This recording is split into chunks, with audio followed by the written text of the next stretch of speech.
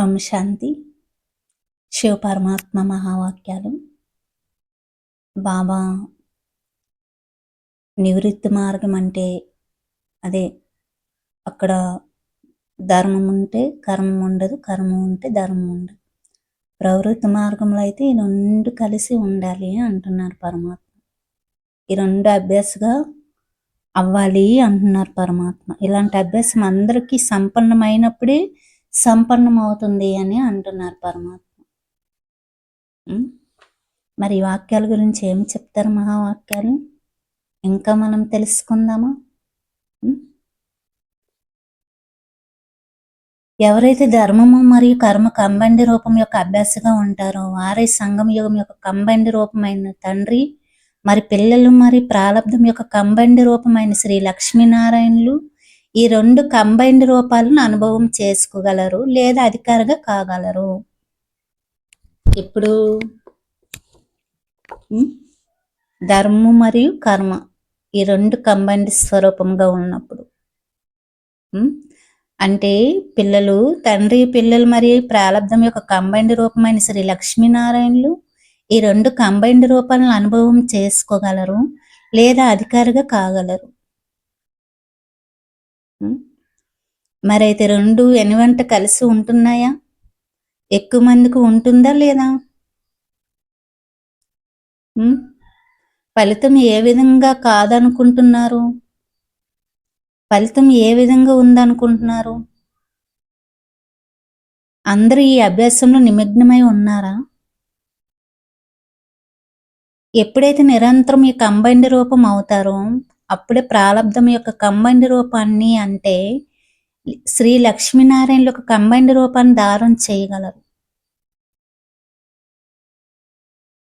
కర్మలో ధర్మం కలిసి లేకపోతే అది సాధారణ కర్మ అయిపోయింది కదా. అందువలన ప్రతి కర్మలో ధర్మం యొక్క రసాన్ని నింపాలి. ధర్మము మరియు కర్మ రెండు వెనువెంట ఉన్నాయా లేక ధర్మాన్ని వేరు చేసేసి కర్మ చేస్తున్నారా? లేక ధర్మము సమయంలో కర్మను వేరు చేస్తున్నారా?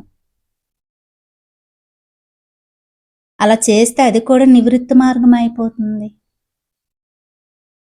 నివృత్తి మార్గంలో ఒకటే ఉంటుంది. ప్రవృత్తి అంటే కంబైన్డ్, ఆది నుండి కంబైన్డ్ పాత్ర. ప్రవృత్తి మార్గంలోని వారు కనుక పురుషార్థం కూడా ప్రవృత్తి పురుషార్థమే ఉండాలి, కానీ నివృత్తి మార్గానికి ఉండకూడదు. అంటే ఒకటే ఉండకూడదు అంటున్నారు పరమాత్మ.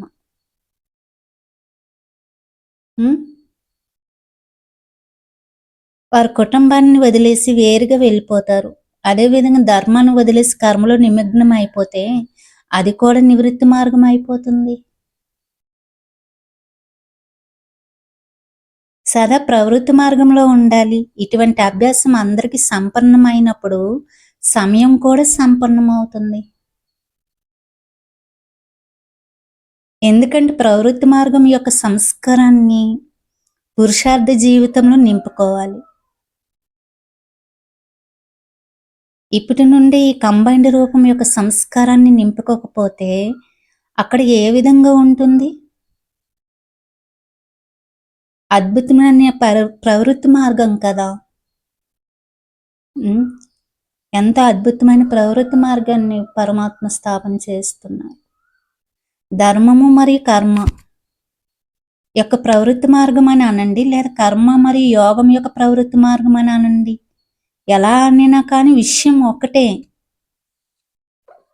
అంటున్నారు పరమాత్మ.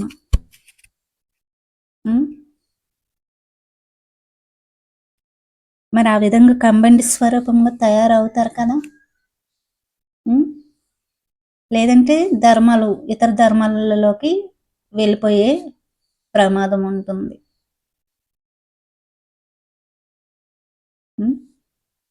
అచ్చా, ఓం శాంతి.